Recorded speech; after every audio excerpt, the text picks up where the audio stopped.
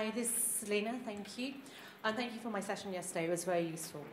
This is a little bit off topic, but I'd like to see your input on it, and I hope I'm not the only one.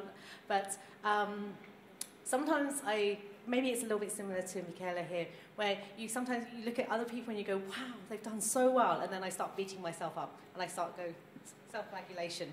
I know it's not rational, I know that I'm doing totally different things, but I can't seem to get the gremlins out of my head. Have I ever done that? Or how would you... Let me think.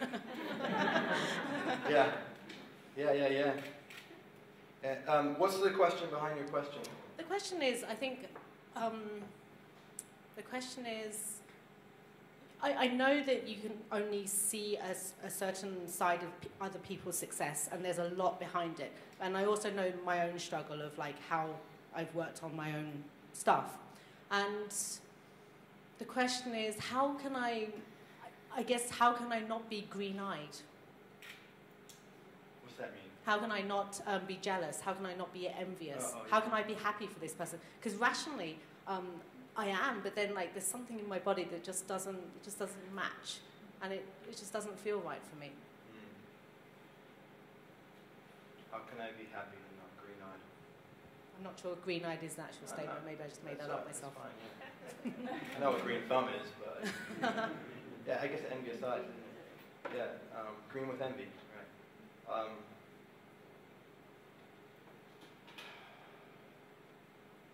I don't know. I wish I had a better answer than this because it seems so simple. And it's the one I'm practicing. It's not typically envy with me. It's more of like I moved to Los Angeles recently, and what I'm being called to right now is to connect with leaders that have impact at greater scale, political leaders, people that run big organizations and have big social impact. And I was this tall. I was short in school, and my dad was like 6'6", huge Irish guy. I don't know how I ended up. My mom's like a little Italian, so I got. And so from a very young age, I had a power complex. Like I wanted to be powerful like Dad. And it's like, so I still today, my inner child looks at powerful people, especially powerful men, and compares myself, and I feel afraid, and I get tense, and I don't be who I really am. You might not notice it, but I notice it when I'm around people. And the path that I have found works most for me is just to choose to love them. And I just say to myself in my mind, I love you. There's a little practice my spiritual teacher gave me called Ho'oponopono. It's a Hawaiian thing. And it's, I'm sorry, please forgive me, thank you, I love you. And it's a practice. It's a practice. It's a practice of touching love again and loving other people. Hannah brought up commitment earlier. And I think the more beautiful the commitment is, maybe the more it helps and supports in our procreation, genetic or mimetic. And one of the ways that I'm creating a more beautiful commitment with my wife is to give her all the things that I would love from her. Now, it sounds like really beautiful, but I'm not saying I do it. I'm saying like it's my intention and my desire, my practice. I do it sometimes, and it's like when I'm green with envy, there's something I want from them. Something I want that they have. So why don't I just give that to them? Because really, at the end of the day, I want the love that they have. I'm envious. I want that love. I want it for me. I want that for me. So how do I just give it to them? So it's just a simple principle to give the things that you most want.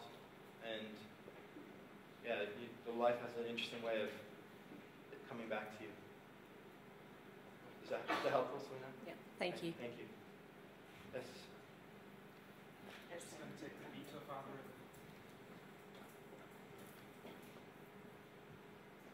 I can relate so much to what you just said, and I just wanted to add another point is when you're envious of somebody else, what helped me really, because I'm also an envious person a lot of times, I feel a lot of them, is tell them, like, I'm really envious of you, and just be very open about it.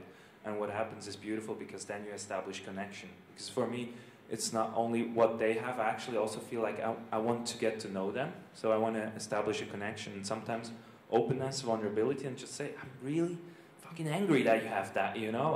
And at the same time, I want to have it too. Like, everybody would love people coming up to them, right? And saying, I'm angry that you have so much success. And like, you can feel, if you come from a good place, that really, it established for me a lot of beautiful connections. Yeah.